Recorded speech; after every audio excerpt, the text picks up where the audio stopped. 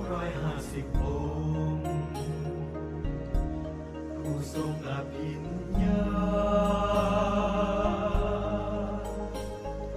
ล้วนเป็นเอหิภิกขุอุปสัมปทามารวมกันโดยมิได้นัดหมายณเวลุวันยามบ่ายทรงแสดงโอวาทปาติโม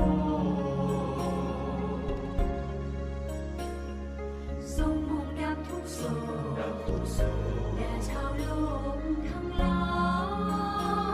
ยเพื่อเป้าหมาย